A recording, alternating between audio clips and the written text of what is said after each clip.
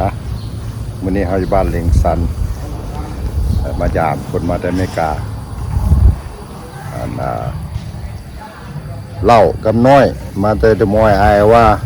มายามนายแอนแล้วก็เห็นข่าวว่ามีนายเพ็งแล้วเขาก็เอานายเศษมานำเนาะ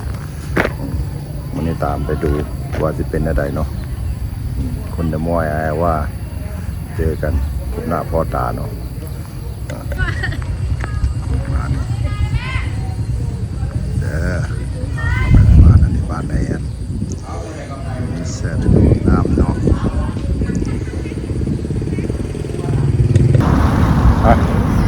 ตอนนี้เขาอยู่บ้านลิงซัน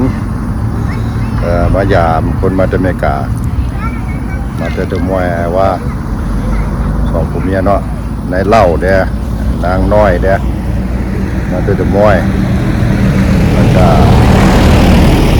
พานายเศษก็นายเพ็งพาพวกสองผัวเมียนั้นมาน้อยกับเล่า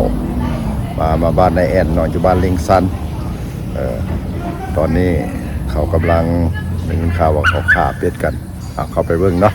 มันจะเป็นอะไรนี่เป็นบ่อเป็นบ้านของนายแอนเด้อแอนเนาะนายว่าbefore they one of before they came over from the Moy Iowa เนาะฝากทุกคนเบิ่งว่าชีวิตการเป็นอยู่ปัจจุบันของนายแอนนี่ตอนนี้เป็นอะไรเนาะมีข่าวว่าแกเลี้ยงเป็ดเลี้ยงไก่เฮ็ดนาเฮ็ดอย่างไรพอเลี้ยงไก่เนาะเดี๋ยวมีไก่น้อยนี่นะเป็นเอาลูกเจี๊ยบมาเลี้ยงเนาะมีคะแนนน้อยเนาะเดี๋ยวที่เข้าไปสัมภาษณ์กันมาเบิ่งก่อนว่าเขาพากันเฮ็ดอย่างเราตอนนี้เรากำลังกำลังสิลกขนเป็ดได้นี่นะเป็ดเทศ2 ตัวเนาะ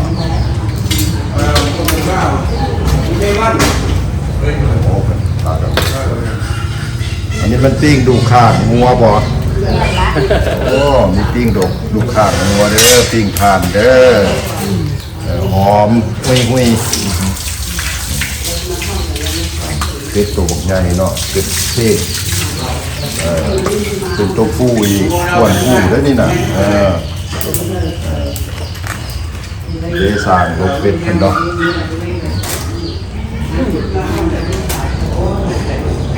จะเป็นป้าของ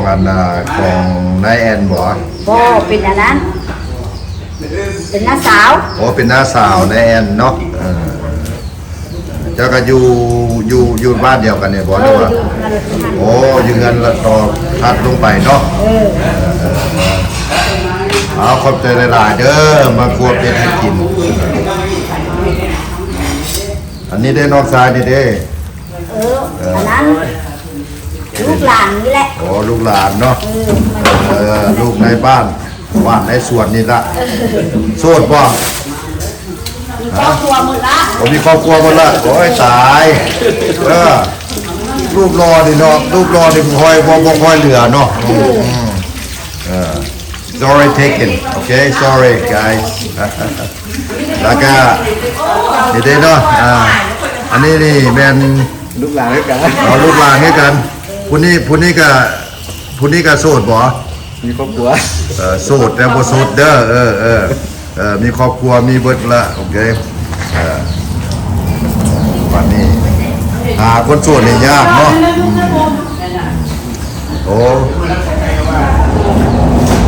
เพิ่นมาส่งน้ำก้อนเนาะ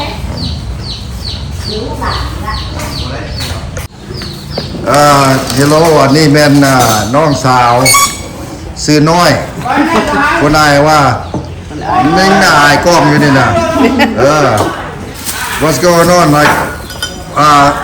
when are you coming over to Laos how long ago มาได้เกือบอาทิตย์นึงเลยเด้มาได้เกือบอาทิตย์นึงละเกือบอาทิตย์นึงแล้วจะอยู่นี่จะเดือนรอบ่ฮอดเดือน อีก3-4 มื้อก็สิกลับไป ที่ไปไทยก่อน ก็ บ่ ไปไทยแล้วสิขึ้นไปอเมริกา โอ้ไปไทยที่ไปหาเวียงบ่ อันโน้เขาสิมาเมืองอเมริกาเขาสิออกไปอเมริกา โอ้บ่สิบ่ได้พอกันอยู่เมืองไทย บ่ได้พอกันสิ โอ้โอ้โอ้อย่า เอาม่วนบ่ละมาเมืองลาวยามฝนกันเนาะ ฝนโพดไอ้ใจก็ฝน เออ บัดลังมือมันก็แดดโอเคอยู่นะอย่า วันว่าการกินการอยู่เป็นจังไดมากอยู่บ่ ก็โอเคอยู่ เนาะ โอเค ฝากถึงคนได้ว่าวันได้น่ะบอกเขาเจ้ามาดู เป็นไผบ่เคยมาก็มันยาวลองเบิ่ง เออ จ้ะ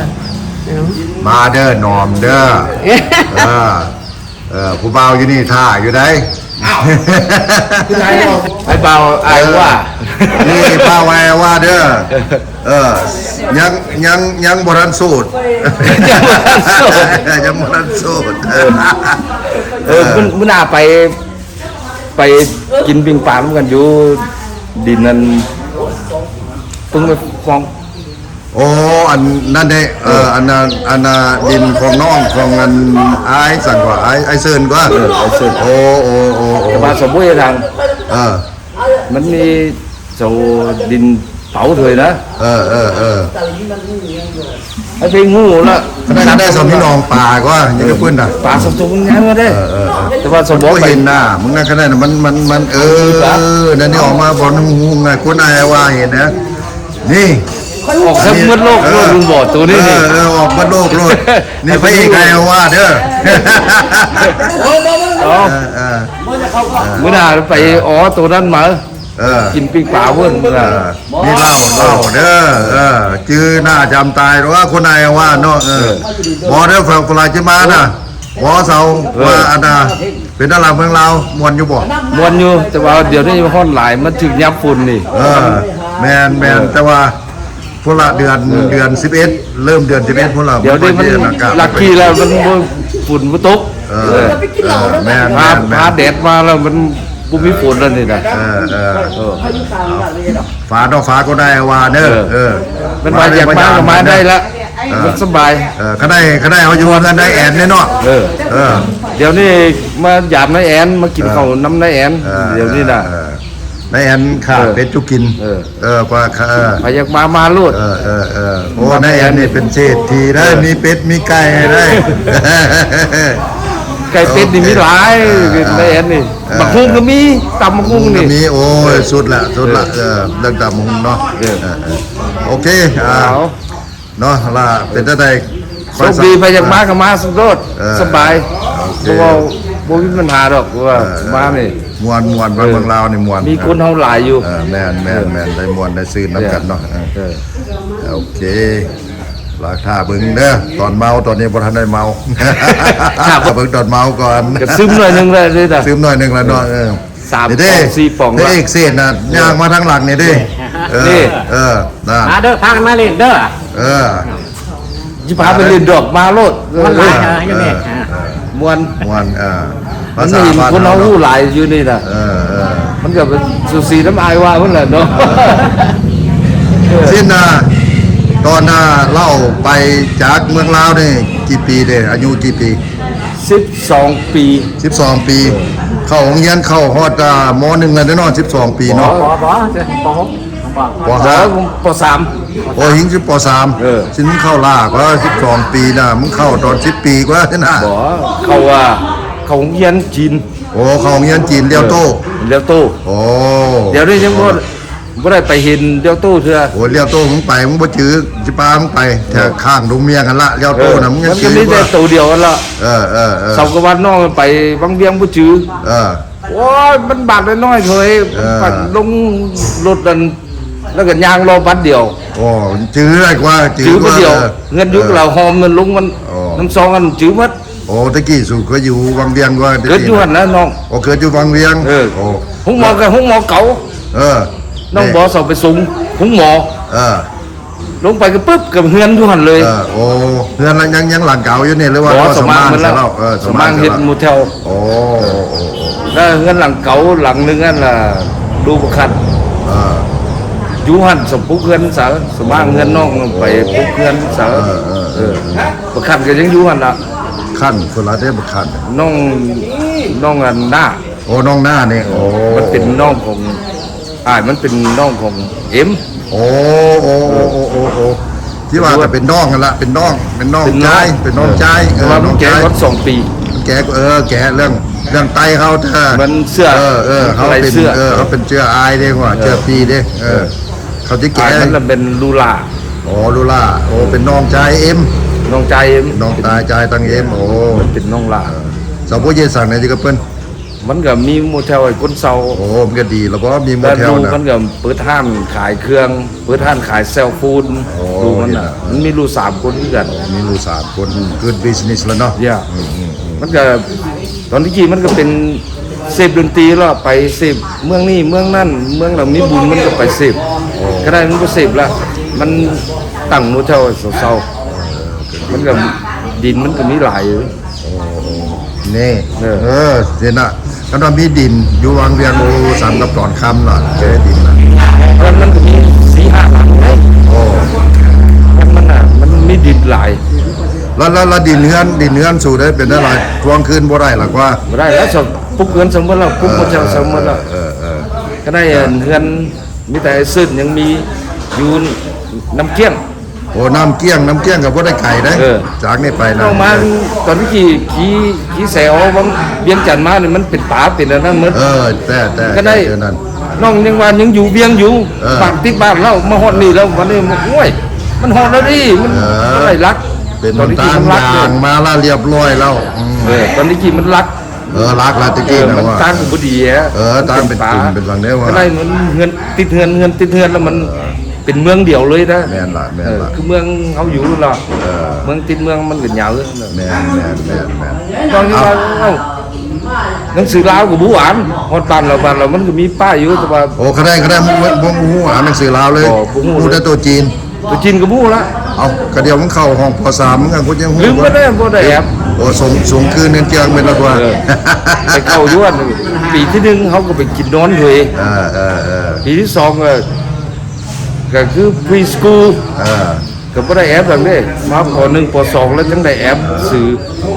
มันก็แอบมีตู้ลาวสมงหนึงตัวมีกับสมงหนึงแล้วก็แอบตัวหารแล้วก็มียามไปอินไปอันนั้นคือมีเจียมมีหยังเขาก็ไปอินแล้วอันนะ เจอนั่นเขาก็12 ปีเนาะมันก็จะ 12 ปีข้ามไปเมืองไทยเลยเด้ โอ้ยข้าไปเมืองไทยแล้ว12 ปีแล้วไปอยู่เมืองไทยก็3 ปีปลาย3 ปีครึ่งแล้วจังไปเมืองมีมันก็บ่ฮู้หลังละมันก็เติ้น แม่น เนี่ยก็เติ้นกับเมียก็ไปแต่8 ปี โอ้นั่นแห้งปูฮู้ละ แห้งบ่ฮู้ ฮู้จักป่าตายป่าลาวแล้วก็ยังดีแล้วล่ะ ปลาลาวก็ยังบ่ย่อยกี่หลาย เออ แต่ว่าไปเมืองอยู่เมืองไทยนี่แกปลาทั้งสองปลาสองก็บ่เข้าใจกี่หลายบ้านนอกเนี่ยมันฮู้ปลาคนไทยคนไทย แล้ว พอเซาด่าเอ็มบ่ไล่ไปเอามาด่าเอ็มเขาก็ฮู้ซินะ แม่นละความไทยความภาษาไทยเนาะภาษาไทยนะ อีสานเก่ง อีสานนี่เก่งละเนาะเขากับคนลาวเนี่ยก็จะว่าเนาะ คนลาวป่าลาวอยู่แล้ววันนี้มันก็อีสานมันกับลาวมันก็ทีเดียวแล้ว Hopefully you guys understand like he's the ocean คนได้ดำแต่ว่าปากภาษาได้ดำเนาะ Hopefully everybody อยู่ใน understand คนไต้เขาก็เว้าคนไต้อยู่ในคนลาวเขาก็เว้าคนลาวเห็นว่าอยู่อีสานเขาก็เว้าอีสาน แม่ อยู่กรุงเทพเขาก็เว้าคน ไทยละเนอะไทยเลยละแม่น ก็มีก็ฮู้สินะพอเซาบ่ได้ดูถูกไว้ก็จะว่ามา แม่น เกิดคนมามันแต่ว่าหนังสือฮู้ก็มีฮู้แต่ว่าหนังสือมีฮู้ See we are more advanced though Yeah. Okay yeah let's put it that way พี่น้องมาเมื่อกี้ก็นั่งแล้วไม่เพลงกินเบียร์อยู่ที่ยางรอแถวเบิ่งก่อนมีหัง เรียกว่ากูบ้าก็บ่เห็นมึงว่าเป็นตั้งมาเป็นละเป็นตั้งละเป็นเราเราเป็นยางรอ ไปเห็นไปตลาดไปเห็นย้วนมา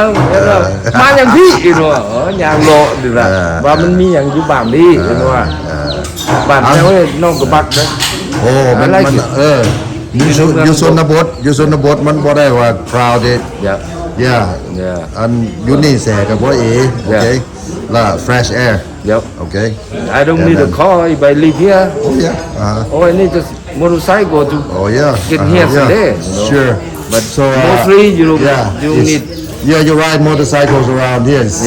safer than over there in เวียงจันทร์ บาง จั อน ทร์ ย่างอ้อมไปลงบึงน้ำงืมไปวัด โอ้ สว่ามีวัดแล้วคุณนอกกันย่างอ้อมไป โอ้ สาวไปเจอหมดนะ โอ้เนี่ย น้ำงืมมันจะเจอ สบายดีสบายดีอ่า สบายเลยสบาย นี่เด้เพิ่นก็เนาะพี่น้องทางในแอเมริกามาละเด้ มาแต่ มาแต่อเมริกา เวียงกันนี่กันนี่ไปแต่เวียงนี่โดนตึบละแต่อยู่ไม่ต่างกัน เพิ่นหนีจากลาวตั้งแต่อายุ12 ปี โอ้ แต่ก็มาเรื่อยอยู่ที่ มาเริ่มที่หนึ่งครั้ง โอ้ครั้งแรกวะเนี่ยโอ้ครั้งแรก เมียก็ครั้งแรก โอ้เมียก็ครั้งแรกอีกโอ้เก่งสองเมียครั้งแร ไป กนะ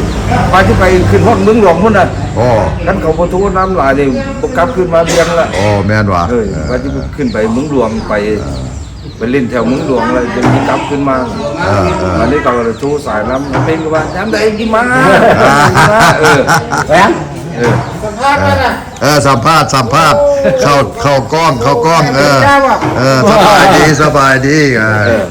ไปเอา เครื่องอันเดียวมานั่งก่อนเอาตั้ง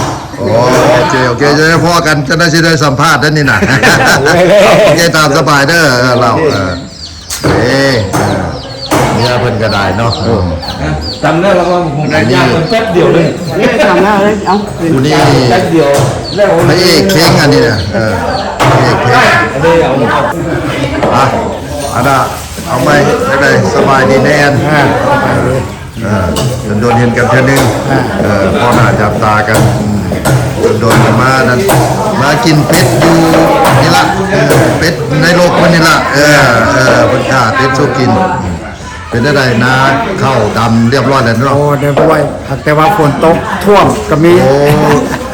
เขาบ่อนนะเอาคันคูนาเขาบ่จะออกอ่ะ มันบ่แม่นแต่วันนั้นมันพักถึงนะเพราะว่านั่นเขาบ่ได้ใส่เมืองมีแต่ว่าน้ำเข้ามาตามธรรมชาติมันมาหลายผมอ่านอยู่เลยเนาะมันมีทางออกเนาะ ไม่ทางออกก็2-3ให้เลย สิบ่เป็นอย่างไรที่มันก็สิแห้งไว้อยู่ที่นั่นเนาะ ขึ้นน้ำจังหวะ ดินฟ้าอากาศนี่เนาะ แต่ว่าจะ10ปลายมื้อแล้วมันฝนซุมื้อโอ้มื้อนั้นมันฝนแห้งน้ำท่วมหมด เวลามีมือหนึงอะฝนโอ้บักโดนๆอีกบางแห้งแล้วก็โดนๆอีกฮะเวลาชวนเจ้าของกระท่วมน้องปลาเดี๋ยวนี้เกือบล้นแล้วเดี๋ยวนี้น่ะปลานี่ไปออกบ่ได้ มันจะมีปัญหาตัวนั้น แล้วแอนบ่ได้ไปแล้วน้องปลาเจ้าของเนาะเมื่อใดไปกินปลาให้ปลาใหญ่ก่อนเนาะไปกินปลาไปกินก้อยปลากันอยู่นั่นเนาะเด้เพิ่นเอาตั้งมาอย่างมาเลยเด้แนวนั่งแนวหยังเนาะนี่เด้ไป2ดอกกันข้าว โอ้คักโอ้เด้อันนี้สอนเด้สอนเอาเพิ่นเอาสลีมาส่งเด้ยังมีอยู่เด้ยังมีอีกเด้นี่เด้อสอนเอาสลีมาส่งสลีมันปลูกมาได้สวนเนาะ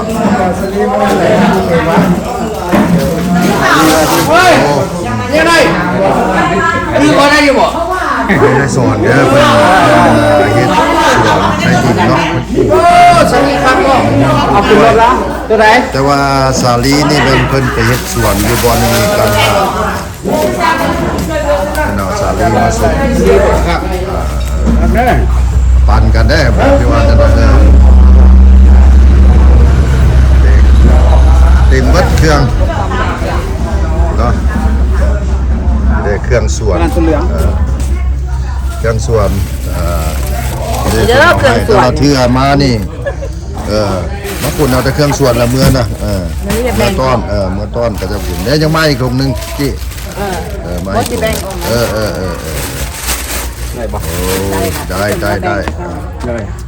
ยังเสี่ยวลงมาแบ่งกับเจ้าผมขอบใจละลายเด้อสอนเนี่ยปัญหาก็ดีเอาก็ย ออกจากห้องหมอกินมาเลยบอกกินลาบก่อนกินลาบต้องเป็นก่อน บ่ได้แล้วขอบเจอ มักน้อยคมได้เอามาอยู่ว่ะ ดิว้ายฟอร์มดีมักละกับลาบมื้อนาอันน่ะคันว่าได้ปลานะโทรหาเด้อโอ้ปลาไม่ยังก็ปลานางตัวบักใหญ่เป็นโล สายเบิร์ดประสันหนองทรายเอาหมูได้เฮาหาก็มา โอ้แม่นเจ้าไปอยู่เวียงเนาะไปอยู่นั่นแม่นละ มื้อนา โอเคเอาอยู่ดีมีแฮงขอบใจ ขอบใจได้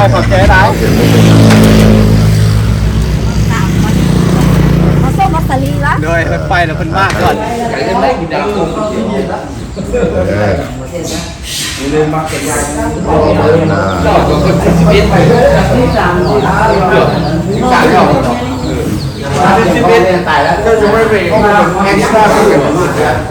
รักเขาเองเขาไปชี้ออกไปผู้นี้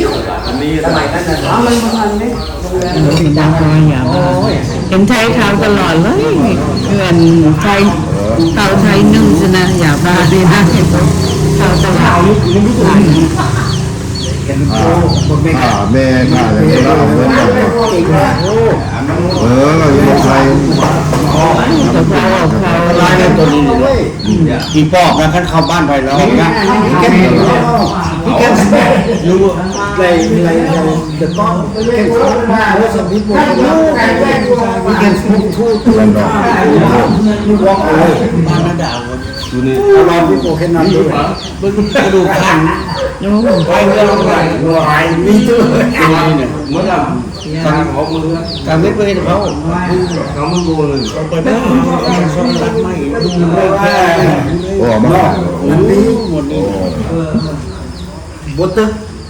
ไม่ยากที่สากน้ำไว้เลยหมด ยากต้องออกมาปียากตัวเยอะ ยาก แต่ว่านี่มันอ่ะโอ้โน อันนี้หมดอันนี้มันเกินดี ตัวนี้ลองซิมกันเลย งงเงินอ่ะไปเล่น แล้ว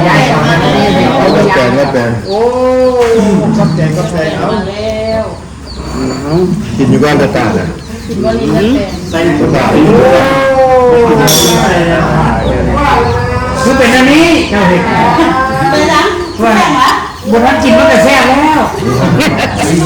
เบิ่งซื่อๆกับแม่จ้ะ ใส่กับเจ้า พี่กินอะไรแปลง มาไม่กิน น้อยกินอ่ะ เคยกินอยู่แบบไม่รู้เถื่อนเนี่ย ใครกินมันก็ เคยกินแต่ตอนพ่อพยังนะพ่อเคยแล้วมากินแต่ตอนพ่อพยังไม่ได้กิน มันเฮ็ดเองเลยเนาะคนลาวเมื่อไหร่เฮ็ดเองไม่ได้นะป้า โอ้ยตอนอายังแล้วมาเป็นลาเรือนมีน้ำมา กินก็แซ่บคือว่า ชีก็ดูรถคนนี้นะ เฮ็ดกินอยู่บ้านแล้วตาบ่กิน เลือดแปลงเลือดแปลงเลือดแปลง เอามาเรื่องแปลง ไปซิมึงรู้ป่ะนี่ โอ้เล่า เฮ้ยโอ้มาเอากินไปกินมาแล้วบ้านเราได้แปลงทางไก่ครับ อ้าวอีกามันอยู่ที่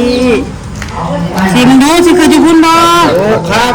อันมาละเนาะ จะมีเงินไปเงินเลยว่าสองปีแล้ว กะปิ ทำไมที่แล้วอ่ะน้องน้องเปลี่ยน กะปิมาพอดีแซ่บเลยกะปิมาสิกินเยอะทั้งกะปิมา ครับแต่ หวานนะเจียมมาฟัง ว่าเรื่องตาบ่ถูกใจเขาล่ะใจเขาเย็น จะโลได้แน่ เกิดเจ้าเลิศเจ้าเลยเอาตั้งห่างตั้งเพียง เลิกอะไรนี่เหรอของนี่ก็มีนี่ นี่เป็นไอ้เสร็จแล้วแม่ ตอนเป็นยิง เอาไป โอ้มันต้องมาบ้านตายเนี่ย ไม่กินหรอกน้ำซิมนะ มันเลยเดินไปแข็ง เจ้ากะปิมาสิลองกินเจ้ากะปิมาสิลองกินกะปิ โอ้มันพักกันเย็นๆเล เผ็ ย ดเด้ โอ้ จังแจ่ว เริ่มยกขา เลือดกับมะนาวมีมะเขือเลย มาเอือดมาเอือด ปีนี่ เป็นบะหมกมันนี่กัด คือไงไม่จ่ายนะ มะนาวบีบมะนาวบีบมะนาวใช่ไหมผม ผมบอกพวกง่ายแล้วบาท มันเห็นปลาหย่อยได้ มืดเลยนะนี่นะดอกไฟขัด เยอะเลย ร่วมกัน ไอแอนอัน แล้วเสร็จ เป็นกันเองมาเด้อไอ้มาเงินเขาน่ะ แค่มันบอกไม่ได้ แล้วก็อยากค่อยเป็นกันเองมาเด้อไปทำสบาย เมาไหนก็ได้จับตัวก็ได้ไม่ยังก็ได้ เจ้าสวย โอ้ยไฟนี่คือคนลาวนี่แหละ จำเป็นคนลาวเลยแล้ว กับคนลาวผู้ใดกับคนลาวหมด ก็เอานะมะเขือด้วยครับแต่มันไม่ได้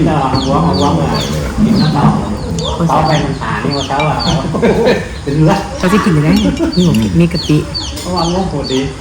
ไม่เคยกินกับกะปิเส้นหวานบีบมะนาวใส่หน่อย ตัวหัวสตอยดินมะนาวใส่ เหมือนสิ ต้มด้วยกินไม่น้อยชิมมึง ซิม ชิมกำหนึ่ง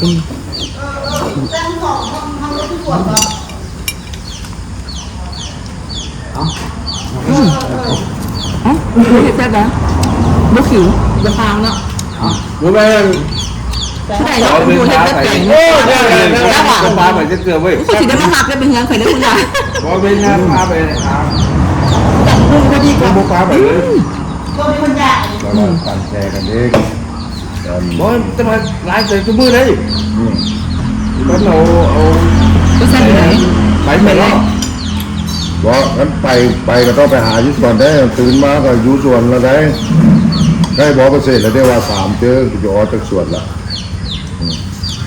ต้องได้ไป เจอ แลน เป็นวิน ต้องได้ไปแลนกลุ่มมันกันแล้วกันนะว่า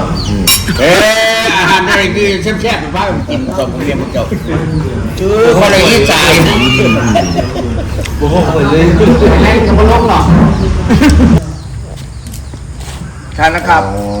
อันนี้อยู่แต่มอยดิสองเอาแล้ว มันน้อยเอง เอาแต่ตัวน้อยซะลูกโลไม่ได้สิ40,000 ป่าชายนะครับอยู่ตัวบอยนั่น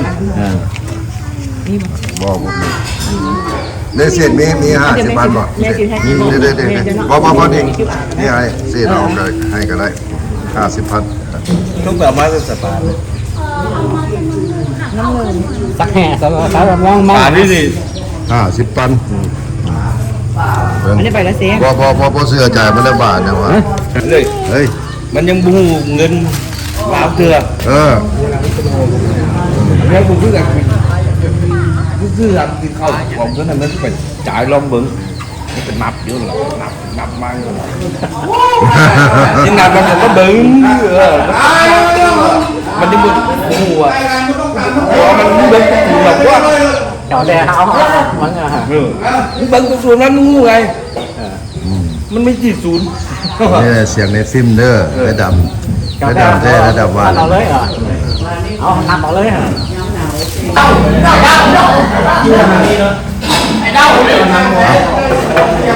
วันนี้พากันกินลาบเลือดเด้อเลือดแปลงเป็ดเลือดแปลงเป็ดเคยไหมโอ้ต้องเคยโอ้ไหม ขาแอน แอน เ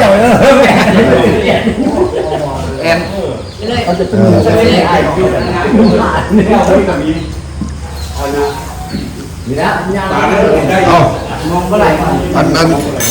คนตั้งหลายคนไม่ได้ซองจานเลยว่ะ พอแล้ว พอแล้วก็บอก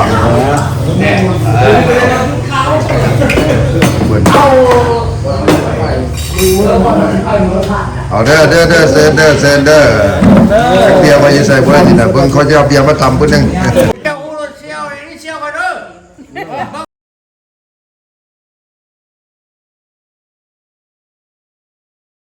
คนนายว่า ตอนนี้ก็จะกลับมือเพื่อนละจะออกไปแต่อันนี้ จะลิงกันได้ไอ้ว่าอยู่ขอบคุณสบายว่า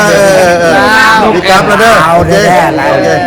See you all later okay thank you for watching alright ขนาดokay I haven't have oh I got yours น้อยลาวokay I got yours okay น้อยลาวแต่ว่าตอนนี้ I request for you I'll give you a call okay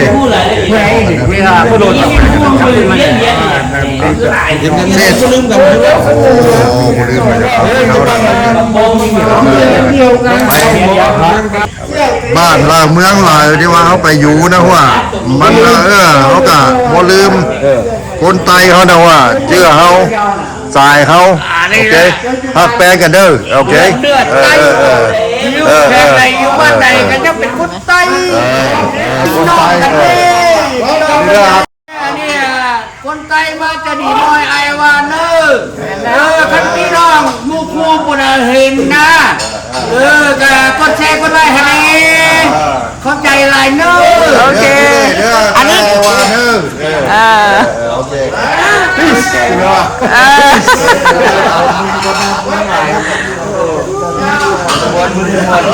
ขอบใจเด้อเพิ่นสิว่าหาอยู่หากินให้มารบกวนเพิ่นเนาะเป็ด2ตัวพวกเพิ่นพากันเฮ็ดบ่ได้กินแล้วแม่นบ่ได้กินอยู่ว่าขอบใจละลายยังซื้อน้ำก้อนให้อีกติดหนี้ไว้เด้อ30,000ติดหนี้ไว้เท่าหน้าเขาจะมาจ่ายหนี้นี่เรามาใกล้นี่เด้อ ติดหนี้ก้อน30,000โอเค เรามาใกล้เด้อพี่เอาเลยเด้อเอาฝากเบียร์ไว้เลยเด้ออันนั้นยายมันบูดเด้อกินก่อนมันบูดโอเคอย่าให้เบียร์ให้บูดเด้อกินก่อนเด้อยามันบูดตลอดโอเคเอาพอกันไหมถึงเวลาแล้วเนาะต้องอาบลาพระจากเนาะแมนโอเคแม่จะอาบลาพระจากแล้วเด้อขอบใจฟาโลวขอบใจที่ตามชมเนาะthank you very much โอเคพอกันโอกาสหน้าเนาะโอเคขอบใจ